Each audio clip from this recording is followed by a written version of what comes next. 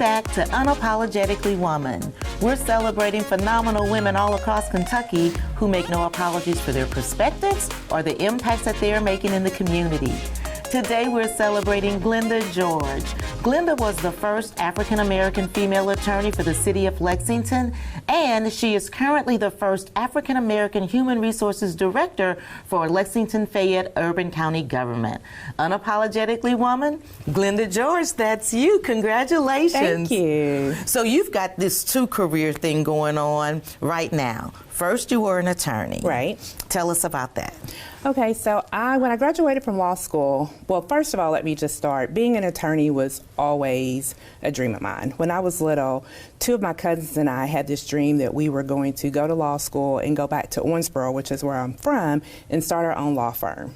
But as life had it, I was the only one who could actually achieve that goal. And so I'm excited to say that I went to college, went to law school, graduated, and then worked for the Lexington Fayette Urban County Government for 27 years, and I just retired in 2022. And in January of this year, I started back with the Lexington Fayette Urban County Government as the Director of Human Resources. Because you didn't have enough. Not enough. Not enough. So when you were working in your first job, your first career, you were advising all kinds of people, the mayor, the council, everybody. Yeah, so at the Urban County Government, my last job title was managing attorney. And so I was the person who ran my whole department, so the Department of Law. But in addition to that, I was the attorney for the mayor, the CAO, the Urban County Council, and all of the commissioners. But my primary focus was employment law and human resources, which is why it was easy for me to make this next step into being the Director of Human Resources for the city. So, I mean, you have done so much. I've got to stop and ask you right now. Okay. How does your family, when your family looks at you and they see all of the accomplishments, what do they think? Well, you know, they're very proud. I mean, my parents are both deceased, but they were both very proud of me. My cousins are proud. My daughter thinks I'm a big deal. I don't feel like I am, but she definitely does. And so, you know, I have accomplished a lot. It doesn't seem like it, but a lot of times when I'm telling other people, you know, I have accomplished a lot of things, and I'm very proud of that. What's your proudest moment when you were working with the city in the attorney role? My proudest moment, you know, every day is a proud moment because I like public service. I liked helping people, and so I liked leaving every day feeling like that I had made a difference. So it's not like one thing that stood out, but every day was a good day when you felt like that you had made a difference in the lives of our community. And that's what we do. That's the goal of being with the city. It doesn't seem like it all the time, but everything we do was for the citizens of Lexington.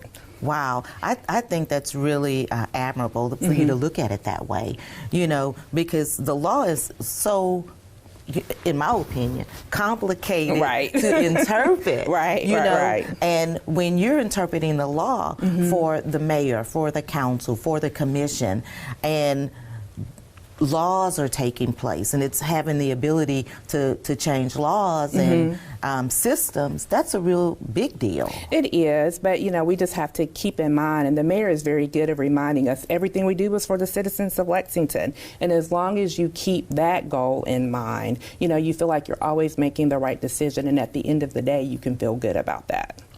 So you transitioned into, after you retired, you were like, okay, retired, I don't have anything to do, I'm going to keep going. Right. You had a little bit more to give to the city, and so now you're the Director of Human Resources there. Yeah, right. What's that like? You know, it's totally different, but I enjoy it. The thing I can say about the Urban County Government, and the reason that I stayed there for 27 years, was it was the best job I ever had. And I couldn't imagine ever leaving. And so when I was ready to start a second career, I couldn't imagine being anywhere else. And you know, it's different, but it's not. Because I was an employment law attorney and focused on human resources, I'm still working with all of the same people, but just not in the same area. And so it was very easy to make that transition, but still every day we're helping people. You know, human resources, we are the customer service arm of the government. And so it's good to still, at the end of the day, feel like we've made a difference and helped the employees of the city of Lexington. Well, and you know, from my vantage point, when I look at you, this seems like public service seems to be like something that's ingrained in your blood, because you're also a member of Alpha Kappa Alpha Sorority Incorporated, where public service is one of the things that you all just do. Right. Yeah, and I've been a member for 35 years. So, so I'm very committed to working in my community, and I do enjoy helping people, and so I can't imagine doing anything else. So, what's your favorite program that the AKAs do that just really inspires you and gives you energy? You know, it's very hard to get away from doing legal things. And so one of the favorite programs that I really liked working on is our Getting Out to Vote and our AKA Day at the Capitol, and helping people to understand how the General Assembly and the legislature works, and the very important role that we have in voting. Our vote matters. Even when we don't think it does, it really does. And well, so I'm very want you to passionate think about it doesn't that. matter, so you don't vote. Right, but it really does. And so I'm very passionate about making sure that people get out to vote and understand the importance of that. And you guys just had a really big day at the Capitol with the governor. Right, we did. So just this past Thursday, I think it was, we did the AKA Day at the Capitol with the governor, and we met with the General Assembly. I wasn't able to go this time, but that's always a great day to be able to go and do that.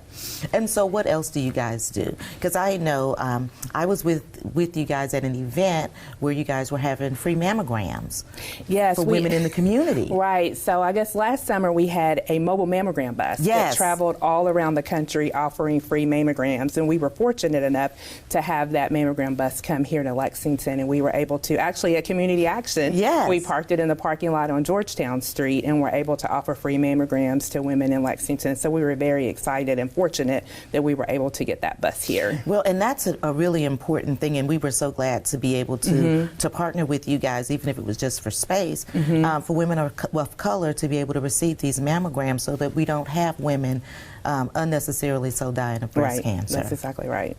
And so that's one of the programs that I really like working on, is women's health. But in addition to that, just financial literacy. You know, I think it's very important that we understand how to budget and invest our money, and so we have programs about financial literacy. So breast cancer, because my mom died of breast cancer, so that's very important to me. And the social action, because I think it's important to vote and for us to be involved in what the General Assembly and our legislature is doing. And then financial literacy are the three programs that I focus on the most when I'm volunteering in the sisterhood.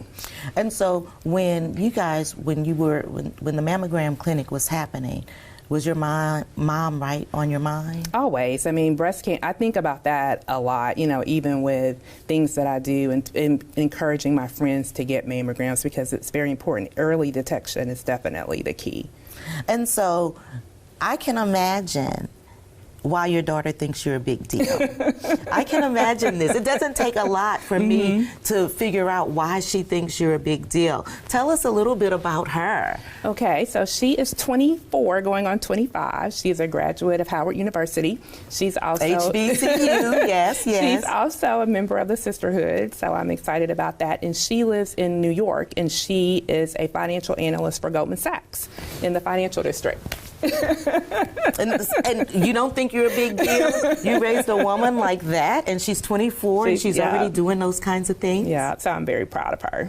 And so listen, that's not the only thing you do. We're going to give you some credit here, because you're a self-proclaimed introvert, which I object to, because I just don't believe that. But you're involved also with the Black Male Working Academy. Yes, so that was started almost 20 years ago by Rosalind Akins. And so I serve as the site coordinator for kindergarten through 5th grade.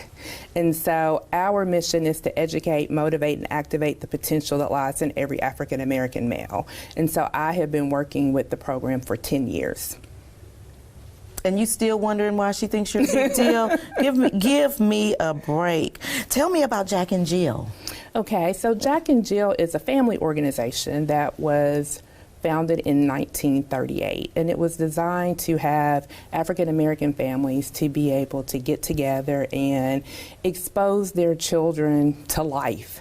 And so I was fortunate enough to be a charter member to actually bring a Jack and Jill chapter here to Lexington, Kentucky, and it is still going strong, so I'm very proud of that. And so that's a program that is from ages 2 to 18. Big deal. Big deal. I'm calling you the big deal of the day. That's what you're going to be called. So before we go, I want to pitch it to you for young girls, because you have been being a mentor. You've put yourself out there for girls and women to see you as a role model. What kind of advice would you give young girls, young women that might be looking at you today and saying, gosh, I'd like to be like, Glenda George someday? I would say stay the course. When you set a goal, you have to stick to it. There are going to be obstacles in your way, but you have to make a plan, and even when you fall down, you have to get back up and keep going. And then once you get to where you are, don't forget to bring other people along with you. That's that. You guys heard it from Glenda. Make a plan, stick to it, and when you get where you want to be, don't forget to go back and pull somebody else back with you. Continue to watch as we celebrate other phenomenal women just like Glenda George in Kentucky who are making changes. We'll talk to you soon on Unapologetically Woman.